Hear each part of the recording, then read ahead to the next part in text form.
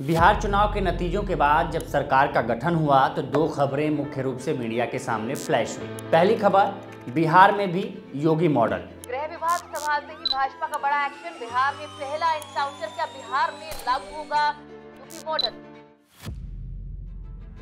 और दूसरी खबर, अखलाक लिंचिंग। एक दशक बाद यूपी सरकार ने आरोपियों के खिलाफ सभी आरोप हटाने की कोर्ट में अर्जी दी। अखलाक लिंचिंग, एक दशक बाद अभियुक्तों के खिलाफ दायर केस वापस देगी योगी सरकार, कोर्ट में डाली अर्जी।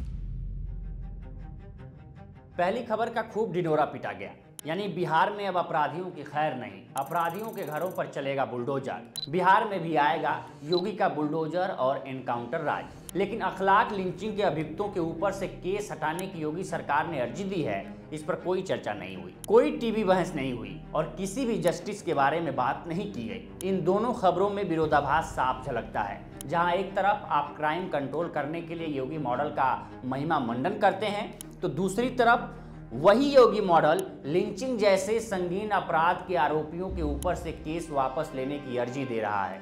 तब सवाल उठता है कि आखिर ये योगी मॉडल है क्या। नमस्कार, मैं उपेंद्र कुमार। चर्चा में आज यूपी के बुलडोजर और एनकाउंटर राज कथित योगी मॉडल की।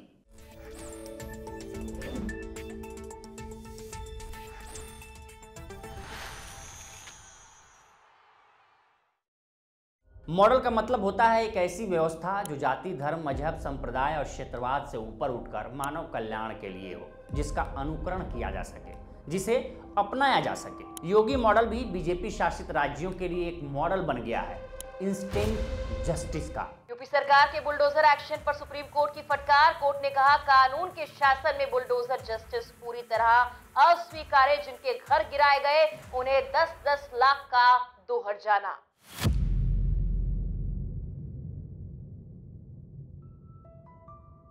जिस बुलडोजर जस्टिस को सुप्रीम कोर्ट ने न्याय के खिलाफ बताया, आज उसी बुलडोजर जस्टिस का बीजेपी शासित राज्य महिमा मंडन कर रहे हैं। योगी सरकार दावा करती है कि उसके शासनकाल में आपराधिक घटनाओं में कमी आई, लेकिन एनसीआरबी के आंकड़े कुछ और ही हकीकत बयां करते हैं। केंद्र सरकार द्वारा जारी एनसीआरबी के आंकड़े बताते हैं कि महिलाओं के खिलाफ अपराधों के मामलों में यूपी देश में पहले नंबर पर है, यानी यहाँ महिलाएं यूपी में सुरक्षित नहीं हैं।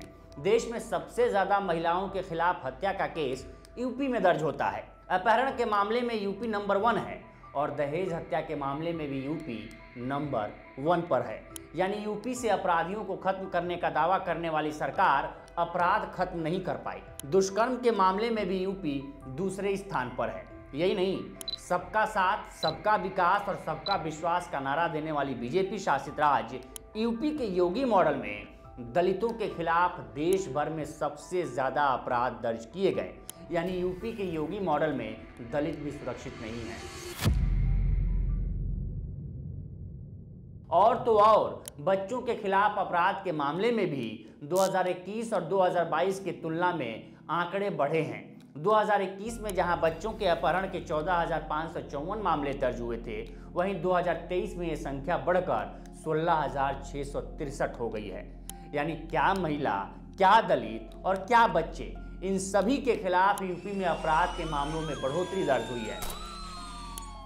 आए दिन यहाँ बलात्कार हो रहे यूपी में। आप सोचिए, अयोध्या सबसे पवित्र धरती, वहाँ बलात्कार हो गया। लखनऊ में बलात्कार होते हैं, कहाँ नहीं होते। और महिलाओं की छेड़खानी में सबसे आगे उत्तर प्रदेश है।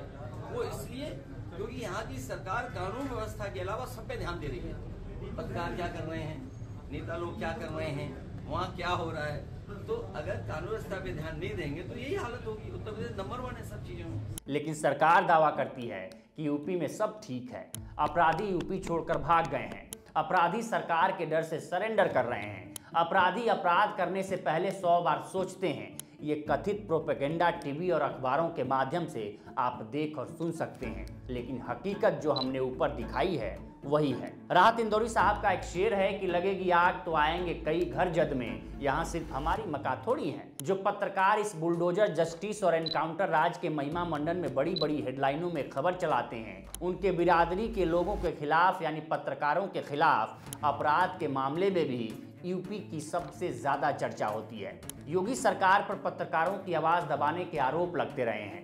पत्रकारों के खिलाफ देशद्रोह के मुकदमे भी योगी सरकार ने दर्ज किए हैं। इतना ही नहीं, सरकार से सवाल पूछने वाले लोगों के खिलाफ भी देशद्रोह के मुकदमे दर्ज हुए हैं। इनमें नेहा सिंह राठौड़ का नाम प्रमुख है, जिस पर सुप्रीम कोर्ट ने सरकार को फटकार भी लगाई थी। तो फिर सवाल उठता है कि तब इस योगी मॉडल की इतनी चर्चा क्यों है? अब तो इस पर भी बहस होने लगी है कि यूपी में कानून का राज है या भय का। क्या यही भय बिहार में फैलाने की कोशिश की जा रही है? मीडिया की हेडलाइनें मसाला लगाकर इसे दिलचस्प बना रही हैं। इस मीडिया हाउस की हेडलाइन देखिए, खूब सारे बुलडोजर, भर भर कर पुलिस फोर्स और दनादन एक्शन, बिहार में जेसीबी की रफ्तार से हड़कंप। ये एक मीडिया हाउस की हेडलाइन है। ये दहशत नहीं है तो और क्या है? बिहार चुनाव के प्रमुख मुद्दे बेरोजगारी, पलायन, शिक्षा और स्वास्थ्य रहे, लेकिन इन मुद्दों पर बात नहीं हो रही है। अब ये मुद्दे गौर हो गए हैं। अब चर्चा राबड़ी देवी आवास खाली कराने की हो रही है। सत्ता पक्ष आवास खाली कराने पर तुला है और विपक्ष इसे 2 पूर्व मुख्यमंत्रियों के अपमान से जोड़कर देख रहा है। दोनों के अपने अपने तर्क हैं, लेकिन क्रोनोलॉजी समझिए।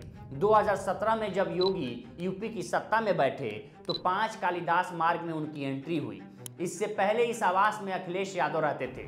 जब अखिलेश यादव ने इस आवास को खाली किया तो पहले इसे गंगा जल से धोया गया। फिर मीडिया में खबरें आईं कि अखिलेश यादव ने इस आवास से टोटी तक उखाड़ ले गए हैं। एक नैरेटिव सेट किया गया अखिलेश यादव के खिलाफ। लेकिन दैनिक भास्कर की एक इन्वेस्टिगेटिंग रिपोर्टिंग से पता चला कि इस खबर की प्लॉटिंग की गई थी ताकि अखिलेश यादव की इमेज को खराब किया जा सके, उस पर डेंट लगाया जा सके। अब यही प्लॉटिंग बिहार में राबड़ी देवी के आवास खाली कराने से पहले की जा रही है। राबड़ी देवी को जो आवास अलॉट था काफी लंबे समय से, वो सरकारी आदेश खाली करने का हुआ है, तो उन्हें खाली कर देना चाहिए बड़े आराम से। और मैं मेरा आग्रह करूंगा, क्योंकि आपके परिवार का ट्रैक रिकॉर्ड इस मामले में बड़ा खराब रहा है। जब 10 सर्कुलर रोड को आप खाली करेंगे तो किसी भी सरकारी संपत्ति की वहां से चोरी नहीं करेंगे, किसी का आप वहां नुकसान, सरकारी संपत्ति का नुकसान नहीं पहुंचाएंगे। हम लोगों की बड़ी पैनी निगाह रहेगी, इस पर ध्यान रखिएगा। इसलिए कभी भूल की गलती इस बार नहीं करिएगा। जैसे आप लोगों ने जो डिप्टी सीएम के लिए जो बंगला अलॉट था 5 देश रत्न मार्ग, वहां से निकलते वक्त आप लोगों ने टोटी तक चुरा लिया था, वो काम यहाँ नहीं करिएगा। सरकारी संपत्ति की लूट एक गंभीर मामला बनता है, एक आपराधिक मामला बनता है, और उम्मीद करता हूं कि राबड़ी जी वहां से निकलते वक्त ऐसी हरकत न करेंगे। तेजस्वी यादव जी भी वही रहते हैं, आप भी अपनी हरकत को दोहराइएगा नहीं तेजस्वी यादव जी। अब बिहार की जनता तय करे योगी मॉडल उसके लिए मुफीद है या नहीं। हमारी रिपोर्ट में आज इतना ही। फिर मिलेंगे चर्चा के अगले एपिसोड में। तब तक देखते रहिए लोकमत हिंदी। नमस्कार।